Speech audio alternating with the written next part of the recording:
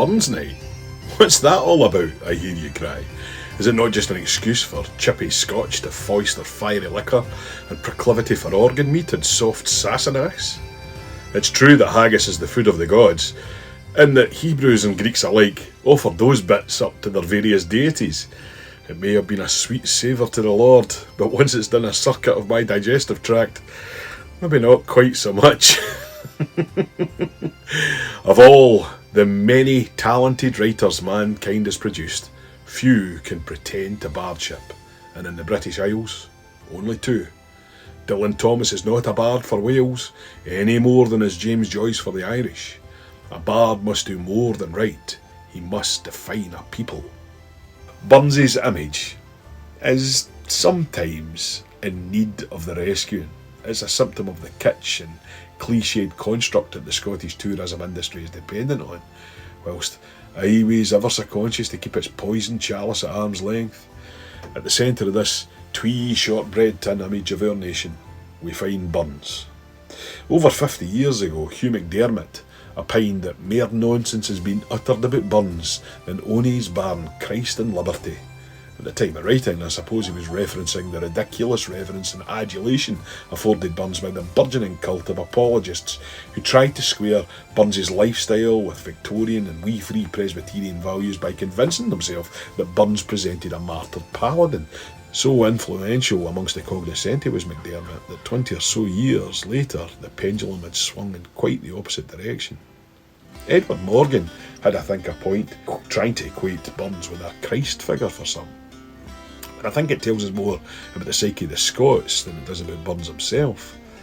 For our Messiah, we've constructed an attainable hero. Let's make him a drunkard, an opportunistic braggart of a misogynist. Let's make him easily bowed and beaten. I'm well aware that a good number of you here tonight will have little or no experience of Burns suppers, and whilst, for reasons I'll later share, I don't intend to trod the well-worn path of the biography of the poet, I don't want to shortchange anyone who needs the facts. This being the case, in the most succinct form I can manage, here is the gist of the life of Burns, as you would construct yourself on the basis of some random immortal memories I've heard over the years. Born 1759 in a shitty wee farmhouse in Alloway, went to school, moved to a slightly larger shitty farmhouse, caught consumption, moved to still larger but no less shitty farmhouse, joined the Masons, father dies so he decides to chip in with his brother to rent a moderately sized shitty farmhouse, does a lot of shagging in rural Ayrshire, becomes famous through poetry, goes to Edinburgh to shag, visits the Highlands and shags, then a shagging tour of the borders, settles down with the best shag in a shitty wee farmhouses, raises about 1,000 wains, joins the excise, in an attempt to oppress all those who live in shitty wee farmhouses. Wife gives birth to a child, while Burns is giving the nurse a rattle on his deathbed. So far, so standard, so wrong. Of all that can be said on the subject of Burns, I believe his life to be by some way the least interesting thing about him. The circumstances you're born into, the events which influence you, none of these truly define you. How then are we to define Robert Burns? We may pause to ask why we need to. Let's consider it necessary in order to make sense of the extraordinary fact that belligerent Scots have made their hero a poet, not a warrior. But to our tale. Early biographers made incredible claims about Burns's appetite for low company, as they called it. Scrubbers to you. Some even claimed he died of syphilis. One lasting myth surrounds Burns' supposed irreligious nature. Then gently scan your brother man, still gentler sister woman. But they may gang a ken and rang to step aside as human. Then at the balance, let's be mute. We never can adjust it. What's done, we partly may compute. We know not what's resisted. So is he a religious man? This from his epistle to a young friend. The fear of hell's a hangman's whip to keep the wretch in order, but where you feel your honour grip, let that aye be your border. For worship, He preferred to sit under moderate ministers such as the Reverend George Smith Agostin or the Reverend John McMath and Dumbarton, to whom he maligned the likes of Holy Willie Fisher, saying, "But I gae mad at their cremaces, their sighing, canting, grace-proud faces, their 3-mile prayers and half-mile graces, their racks and conscience, with greed, revenge and pride, disgraces warner their nonsense." If pushed in religion, I'd paint Robert Burns as a deist, very much in the mould of Benjamin Franklin, Adam Smith or Voltaire, believing in a divine first cause and worshipping according to his conscience. The moderates were far from dogmatic, but a candid, liberal band of public teachers. His friend Hugh Blair, minister at High Kirk St Giles, rented rooms from David Hume, the great atheist. They preached a loving message of forgiveness and rectitude of actions. Burns was well aware such moderate ministries as Blair's or Smith's were not to everyone's taste, no more than was a classical education, certainly not in Mauchline, as we hear in the Holy Fair. Smith opens out his called harangues o' practice and o' morals, and off the godly pouring thrangs to gie the jars and barrels a lift that day. What signifies his barn shine of moral power and reason? His English style and gesture fine are all clean out of season, like Socrates or Antonine or some old pagan heathen. The moral man he does define, but ne'er a word of faith in that's right that day. Old Licht ministers still had their place for Burns though. Without other leisure pursuits available, the church was the working man's sole refuge for entertainment, and this could be better heard from the fire and brimstone brigade. But now the Lord's ain trumpet touts till all the hills are rearing and echoes back, resounding shouts, Black Russell isna sparing, his piercing words like healing swords divide the joints and marrow, his talk o' hell where devils dwell, their very souls disharrow with fricht that day, a vast unbottomed, boundless pit filled full of low and brimstone ways, rage and flame and searing heat would melt the hardest whinstone. The half asleep start up with fear and think they hear it roaring, till presently it disappear. 'Twas just some neighbour snoring asleep that day. A harder myth to crush than Burns's irreligiosity is his proclivity for drink. As a serious writer of bacchanalia such as John Barleycorn and The Whistle, it's certainly a hard one to square. All leaves me on drink. It gies us more than either school or college. It kindles wit, it walkens leer, it pangs us fu of knowledge.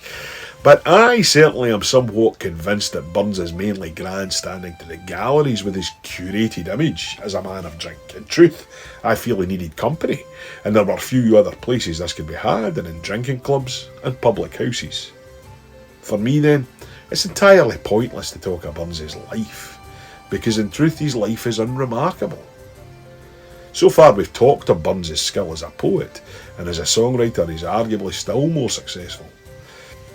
A good example of this is Up with the carols they dies, a tan the lads of a cavin, and the kimmers will largo, and the lasses are leaving. Hey, go through, for we hae muckle ado. Hey, go through, for we hae muckle ado. A wonderful slip jig. It's a 9/8 metre, quite difficult to write poetry to, and yet it's so seamless it runs perfectly. Burns is truly a lyric poet in the mould of Alcaeus, Sappho and Pindar, and is at his best writing to an established form. For me this is art, not for art's sake, but for the entirely laudable purpose of distilling the human condition, breaking it down that we may make sense of ourselves. The poet's role in 21st century Western society has been taken over by stand-up comedy. It's comedians who will be quoted a few hundred years from now as the voice of our generation, and when working with comic subjects, Burns also shines. One of the best pictures that he ever provides is in Willie Wassell's Wife, a woman of singularly poor appearance. She has but yin, oor-cat is twa the very colour, 5 rusty teeth, and by a stump a clapper tongue with diva muller, a whisking beard about her moo, her nose and chin they threaten, and her thick a wife and bloody wife. Wouldn't he give a button for her? My favourite line from that, a clapper tongue with Diva Miller. Now let's just pick apart what that means. The clapper is the part of the apparatus of the bell that makes it sound as it yawns backwards and forwards. So this woman has a ceaselessly wagging tongue that would deave a miller. Deafen a miller. Now, a mill at the time of Burns was an unbelievably noisy environment. We wouldn't think it's particularly noisy now. We're used to rock concerts and jet engines and so forth. But for someone whose loudest experience was a cow-gee birth, the sound of a well-going mill just after the wooden cogs had been replaced with metal ones was an impossible cacophony of sound. And what he's saying is that this woman's incessantly wagging tongue threatens the oral capacity of one inured to the noisiest environment you could possibly imagine. There you go. It takes me a minute to explain it to you. He does it in 7 words.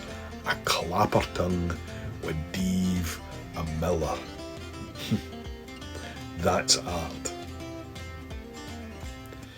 To these accomplishments, we must add sage. If you're to find a Scottish aphorism, it will almost certainly be Burns, often without knowing it. The best laid schemes, oh wad some power, man's inhumanity man. For me, these 3 are self-evident. As a poet, he stands as does Dante to the Italian. As a songwriter, he does as does Dylan to the American. To put things in context, Burns gave us 412 songs in 22 short years, most of these in the last 9 of his life. Lennon and McCartney in a similar time span gave us 240 between them.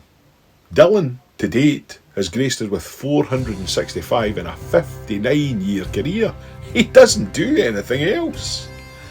The 4th service he provides, though, is little talked about. He's also Scotland's musical antiquarian. Whilst he wrote no surviving music, there is evidence that he tried to do so. What he did do was collect and preserve the national music of Scotland, and if you need an example of how important this task is, I can think of no better one than Swing Low, Sweet Chariot.